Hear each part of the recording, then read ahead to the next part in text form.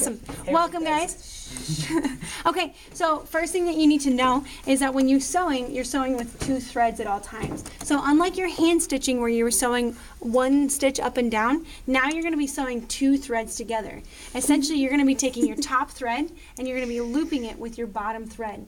And so in your fabric, you'll have a little chain that consists of a series of knots that will hold together your pieces of fabric.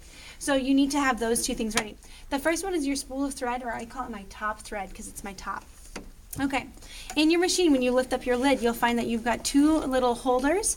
I like, if you have a big spool of thread like this, I like to put the big holder on the top like this. So I'll put my spool of thread down the middle here, and then put my holder on top there. The rest is really simple because your machine has arrows on it that make it really easy to follow. So I like to hold my thread with both my hands, and so I'll take 1 thread and I'm going to take it through this little metal part that has a hole. And I call that like flossing because it feels like I'm flossing because I'm putting this piece of thread in this little metal part. Then I'm going to follow the arrows around this metal deal. I'm really good at these names, aren't I?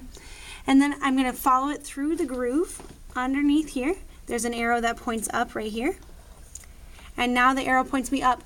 This little metal part is called the take up lever. And you need to go from right to left around that take up lever. And then back down through the groove. Now we're coming back down to the bottom of the needle. And there's a little metal jiggy, that's as technical as I'm going to get, that juts out right there. You need to take your thread and put it behind the little jutty-outy metal thing.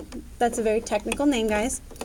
And then you're going to take your thread, and if it's cut off nicely, if you need to take a pair of scissors and cut it off, you can do that. You'll thread it through the needle. It might be hard if the needle is down, so pardon me, Sam, I'm so sorry. What I'm going to do is I'm going to put my needle up a little higher, and then I'll be able to thread it through here.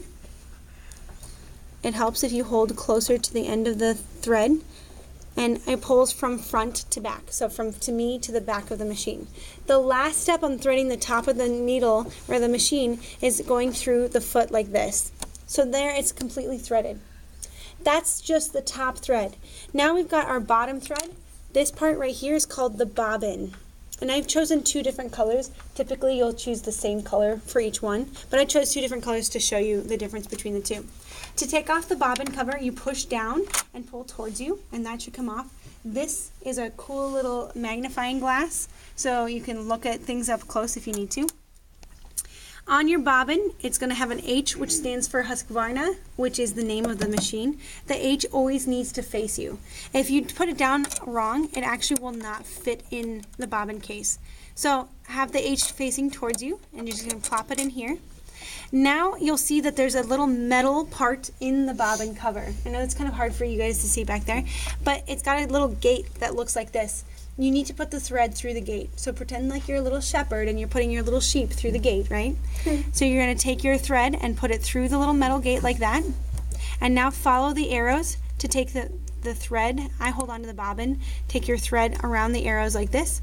This has a little hidden knife in it, which is really sweet. Boom, and you can cut it off. And now you can put your bobbin on just like that. And now you've threaded your machine.